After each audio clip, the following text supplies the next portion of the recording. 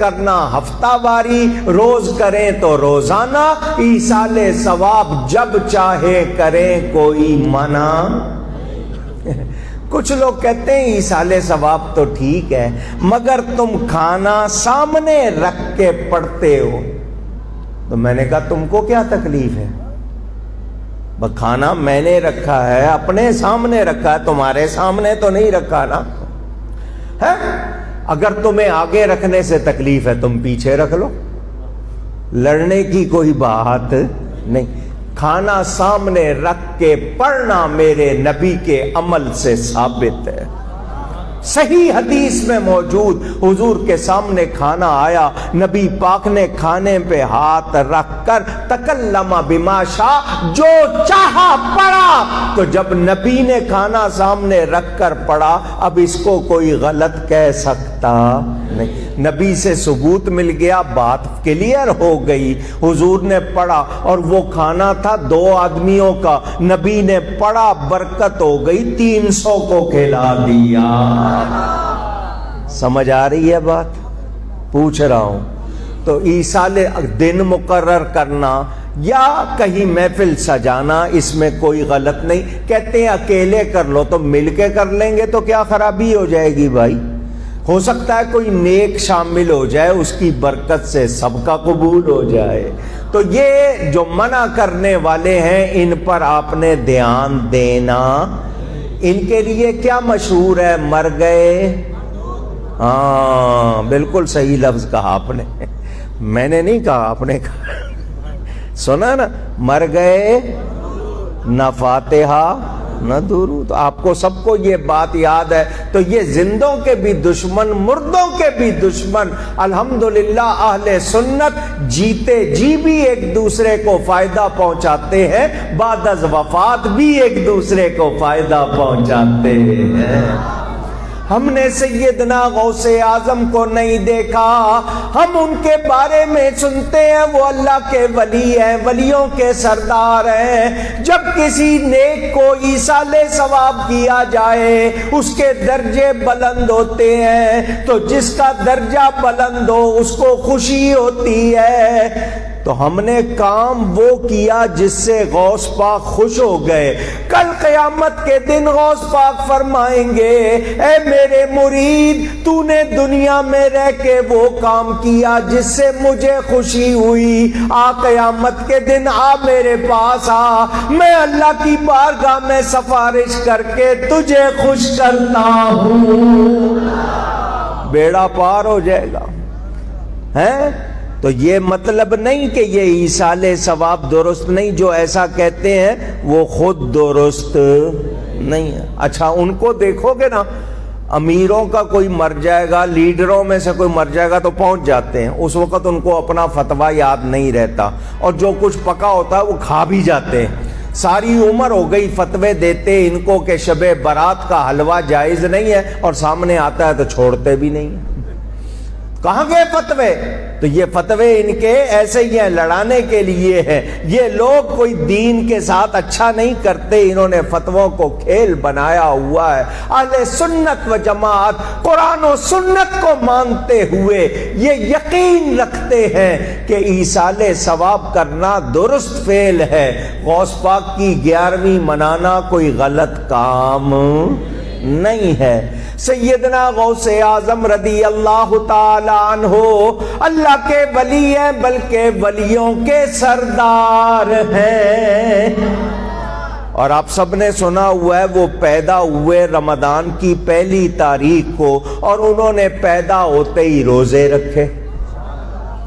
سومرو گلی میں جمع ہونے والوں، بزم اویس قرنی کے تحت جلسے میں آنے والوں، یہ بتاؤ پہلے دن کے بچے کو پتا ہوتا ہے یہ دن کا ٹائم ہے یا رات کا؟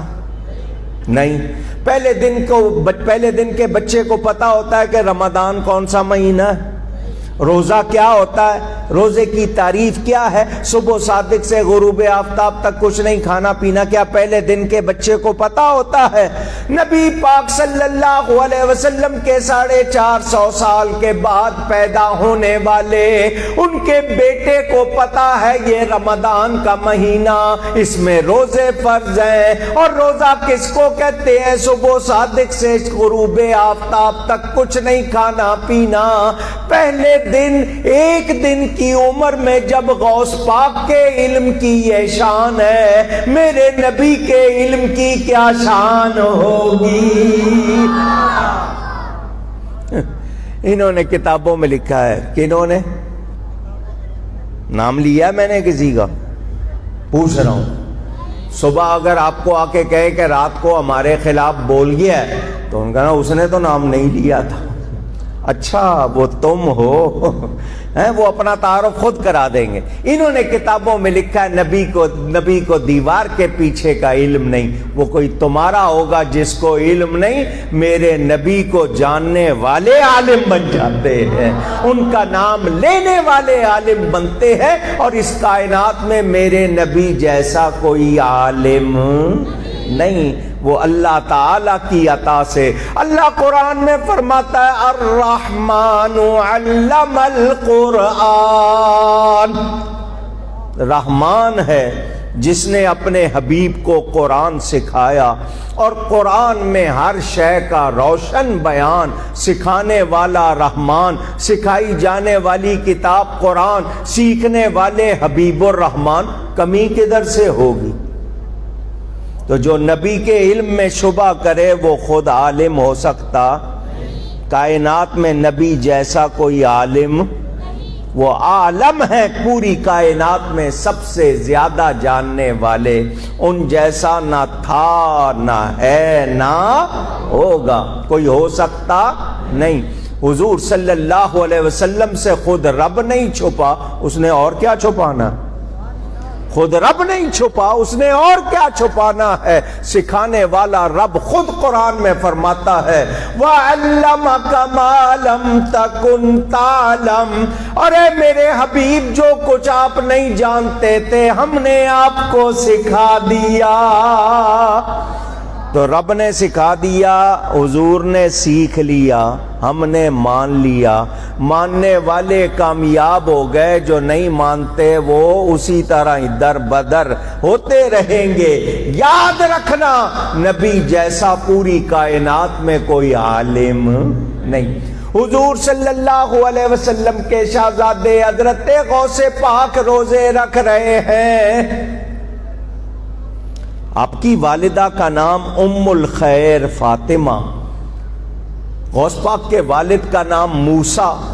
ابو صالح کنیت، جنگی دوست لقب. وہ اللہ کی راہ میں جنگ کرنا بہت پسند کرتے تھے، تو جنگی دوست فارسی میں کہتے ہیں مجاہد.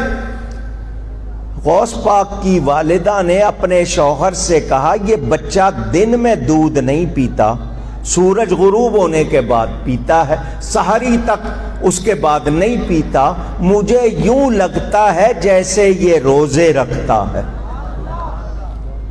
تو غوث پاک کے والد نے آگے سے یہ نہیں کہا کہ یہ کیسے ہو سکتا ہے، یہ روزے رکھ رہا ہے، یہ کیسی بات ہے. ہو سکتا ہے اس کو دن کی روشنی سے رات کے اندھیرے سے کوئی فرق پڑتا ہو، میں کسی چائلڈ اسپیشلسٹ بچوں کے ڈاکٹر سے ملتا ہوں، پوچھتا ہوں. نہیں، حضرت ابو صالح نے فرمایا اگر یہ روزے رکھتا ہے تو کوئی حیرانی کی بات نہیں. اس کی پیدائش سے کچھ عرصہ پہلے نبی پاک صلی اللہ علیہ وسلم مجھے خواب میں ملے. حضور نے فرمایا اے ابو صالح، ان قریب اللہ تجھے ایک بیٹا دے گا جو میرا بھی بیٹا ہوگا. جس طرح میری شان نبیوں میں بلند ہے اس کی شان ولیوں میں بلند ہوگی. شاعر ترجمانی کرتا ہے محمد کا رسولوں میں ہے جیسے مرتبہ اعلیٰ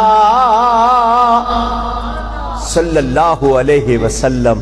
محمد کا رسولوں میں ہے جیسے مرتبہ اعلیٰ، ہے افضل اولیاء میں یوں ہی رتبہ غوث اعظم کا۔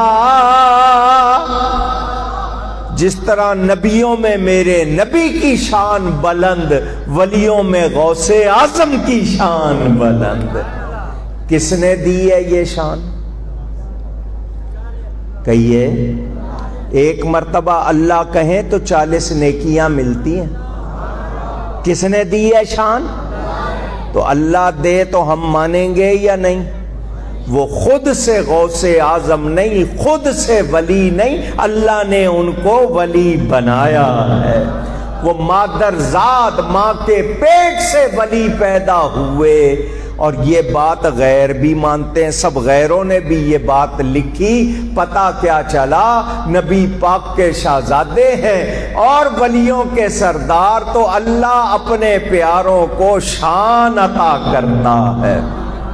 ایک مسئلہ اور سمجھا دوں، پتہ نہیں سومرو گلی میں پھر آنا ہو نہ آنا ہو، آپ کو ایک مسئلہ سمجھا دوں۔ غوث عربی زبان کا لفظ ہے، اس کے معنی ہیں فریاد رس۔ کیا معنی ہیں؟ جو آپ کی فریاد، آپ کی پکار سنے، دہائی سنے اور آپ کی مدد کرے، آپ کی مشکل دور کرے، اس کو کیا کہتے ہیں؟ اونچی گئی ہے غوث۔ آپ اردو میں غوث کہتے ہیں، اصل عربی میں غوث۔ ان کا لقب ہے غوث اعظم۔ اس لقب سے ان دوسروں کو بہت مرچیں لگتی ہیں۔ وہ کہتے ہیں غوث صرف اللہ ہے، پکارنا صرف اللہ کو چاہیے، اللہ کے سوا کسی کو نہیں پکارنا چاہیے، اللہ کے سوا کوئی مدد نہیں کر سکتا، کوئی کسی کے سامنے فریاد نہیں کرنی چاہیے، اللہ کے سوا کوئی غوث نہیں۔ وہ یہ جگہ جگہ شور کرتے ہیں، تو میں اس کا جواب دے دوں تاکہ کسی کے ذہن میں شبہ ہو تو وہ دور ہو جائے۔ توجہ، لفظ غوث اگر عربی جاننے والا کوئی ہو تو میں اس کو بتاؤں، ان کو تو اتنی سمجھ ہوتی تو کہتے ہی نہیں۔ آپ کے ہاں استغاثہ، وکیل استغاثہ مشہور ہے، جو فریاد کرتا ہے جج کے سامنے، اس کو کہتے ہیں وکیل استغاثہ۔ آپ کے ہاں استغاثے کا انگریزی میں ترجمہ اپیل ہوتا ہے، اپیل کرتا ہے۔ تو جس کے سامنے استغاثہ اپیل کی جائے تو کیوں اپیل کر رہے ہو؟ کہ وہ آپ کی اپیل سن کر آپ کی مدد کرے۔ کیا کرے؟ اونچی۔ تو ان کے نزدیک تو یہ کام سوائے اللہ کے کوئی اور کرتا نہیں، تو پھر یہ مقدمے میں جا کے کیوں اپیلیں کرتے ہیں؟ بڑے بڑے بینر اپیلوں کے کیوں چھاپتے ہیں؟ لوگوں سے اپیل کیوں کرتے ہیں؟ اپیل کس سے کرنی چاہیے؟ اللہ سے۔ تو پھر یہ بندوں سے کیوں کرتے ہیں؟ حکومت سے کیوں کرتے ہیں؟ وزیروں سے کیوں کرتے ہیں؟ ان کی اٹکے تو وکیلوں سے کریں استمداد۔ یا محمد سے بگڑتی ہے طبیعت ان کی، میں یا نبی پکاروں تو ان کی طبیعت بگڑے۔ یہ جس سے چاہیں اپیل کریں، ان کی توحید سلامت رہے۔ پتہ چلا کہ یہ معاملہ درست نہیں ہے۔ اگر ان کے نزدیک واقعی اللہ کے سوا کسی اور کے سامنے اپیل نہیں کی جا سکتی تو یہ کسی سے بھی نہ کرتے، مگر یہ کرتے ہیں تو ان کو چیڑ اپیل سے نہیں ہے، ان کو چیڑ نبی اور ولی سے ہے۔ بات سمجھ میں آ گئی؟ ورنہ یہ کسی کے سامنے بھی نہیں کرتے۔ تو اب سن لیجئے، خود نبی پاک کا ارشاد موجود، طبرانی میں روایت موجود، بندہ جنگل میں کہیں کھو جائے، راستہ نہ ملے یا کوئی مشکل پیش آئے، حضور فرماتے ہیں 3 مرتبہ پکارو، یا عباد اللہ اغیثونی، ایک روایت میں اعینونی، ایک روایت میں اغیثونی، یا عباد اللہ اغیثونی، 3 مرتبہ پکارو۔ اللہ کے بندے ہیں جو تمہیں نظر نہیں آتے، وہ پوری فضا میں موجود، وہ تمہاری مدد کریں گے۔ خود نبی سکھا رہے ہیں اللہ کے بندوں سے مدد مانگو، خود نبی سکھا رہے ہیں۔ تو ہم اللہ کے بندوں کو خدا سمجھ کر مدد نہیں مانگتے، ان کو اللہ کے برابر سمجھ کر مدد نہیں مانگتے، اللہ کا شریک سمجھ کر مدد نہیں مانگتے، اللہ کی مدد کا مظہر سمجھ کے مانگتے ہیں کہ اللہ ہی کی مدد ہوتی ہے جو ان کے ذریعے ہوتی ہے، یہ درمیان میں ذریعہ وسیلہ بنتے ہیں۔ تو ایسا ماننا غلط نہیں۔ اچھا جی یہ بتاؤ، وسیلہ درمیان میں کسی کو وسیلہ ماننا، ذریعہ ماننا اگر غلط ہے تو میں عام لوگوں کو عام سی مثال سے سمجھا دوں۔ آپ لوگ روٹی کھاتے ہو؟ پوچھا ہے میں نے؟ اچھا، جتنوں کی آواز آئی وہ کھاتے ہیں، جو نہیں کھاتے اللہ ان کو توفیق دے کھایا کرو۔ بڑی طاقت ہوتی ہے روٹی میں۔ روٹی کو کون سی چیز پکاتی ہے؟ کسی کے منہ سے توا نکلا تھا، کیا چیز پکاتی ہے؟ آگ۔ آٹا لو، پانی ڈالو، گوندھ لو، پیڑا بناؤ، پیڑا بنا کے ہاتھ سے یا بیلن سے پھیلا کے آگ پر ڈال دو، روٹی پک جائے گی؟ پوچھا ہے میں نے؟ ابھی آپ نے کہا تھا کہ آگ پکاتی ہے، اب آپ کہتے ہیں نہیں پکے گی۔ کیوں؟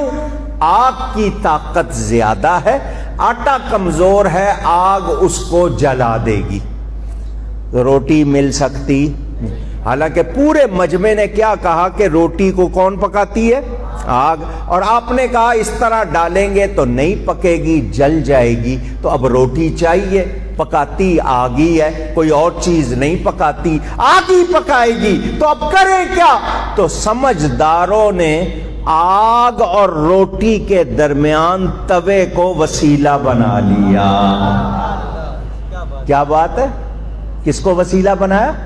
اونچی توے کے دو رخ ہیں، توے کے ایک روٹی کی طرف اور ایک آگ کی طرف، ایک طرف سے گرمی لے رہا ہے، دوسری طرف میں بہت زیادہ تفصیل میں نہیں، ورنہ اس میں بہت سی باتیں ہیں۔ اب توا نکال دیں تو روٹی نہیں ملتی، روٹی آگ ہی پکا رہی ہے، مگر کب ملی؟ جب توے کو وسیلہ بنایا۔ بلا تشبیہ، بلا تشبیہ، بلا تشبیہ، دینے والا رب ہی ہے، مگر وہ کیسے دیتا ہے؟ کہ آپ کے گھروں میں چیک اترتے ہیں، جاؤ بینک سے جا کے بنوا لو؟ پوچھ رہا ہوں، پکی پکائی روٹی اترتی ہے؟ نہیں۔ بیج بوتے ہو، کھاد ڈالتے ہو، اس پہ گڈائی کرتے ہو، پانی دیتے ہو، فصل لگتی ہے، 360 مزدور کام کرتے ہیں تب روٹی ملتی ہے۔ کتاب حیات الحیوان میں علامہ دمیری نے لکھا 360 ورکر کام کرتے ہیں تب روٹی، کتنے ہواؤں پر، کتنے بارشوں پر، کتنے اللہ تعالیٰ کے، اور پھر آگے اس کے بعد کتنے بندے 360 ورکر کام کریں تو روٹی آتی ہے۔ تو یہ سارے ذریعہ بنے یا نہیں بنے؟ پوچھ رہا ہوں، ان کو نکال دیں روٹی ملتی ہے؟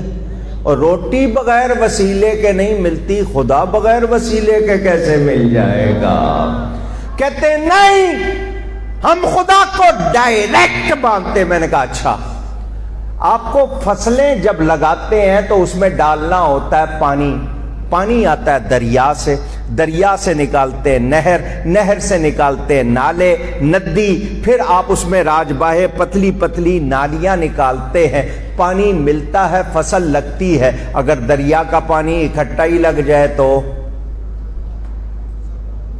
سیلاب کہتے ہو نا اس کو، سیلاب، تو آپ کو فصل ملے گی؟ تو انہوں نے یہ ذریعے بنائے، وسیلے بنائے، بلا تشبیہ، بلا تشبیہ۔ اللہ تعالیٰ بہت طاقت والا، ہم بہت کمزور، میری کان ایک حد تک سن سکتے ہیں، آواز بہت زیادہ ہو تو میرے کان نہیں سنیں گے، آواز بہت کم ہو میرے کان نہیں سنیں گے، میری آنکھ کی طاقت میں اللہ کے بنائے ہوئے سورج کو آنکھ ملا کے نہیں دیکھ سکتا، میں رب کو کیسے دیکھوں؟ میں نے اللہ کو سننا بھی ہے، میں نے اللہ کے جلوے دیکھنے سیکھنے بھی ہیں، میں نے اللہ سے فیض لینا بھی ہے۔ میں نے آپ کو صرف سمجھنے کے لیے بات بتائی، آگ کی قوت زیادہ، آٹا کمزور، توے کا وسیلہ لیا۔ ہم بہت کمزور، اللہ بہت زیادہ طاقت والا، ہمیں اللہ سے فیض لینا تھا، اللہ نے اپنے اور ہمارے درمیان نبی کو وسیلہ بنا دیا۔ نبی کے بھی دو رخ ہیں، اللہ سے لیتے ہیں، مخلوق کو دیتے ہیں۔ کس کا دیا دیتے ہیں؟ کس کا دیا دیتے ہیں؟ اعلیٰ حضرت فرماتے ہیں رب ہے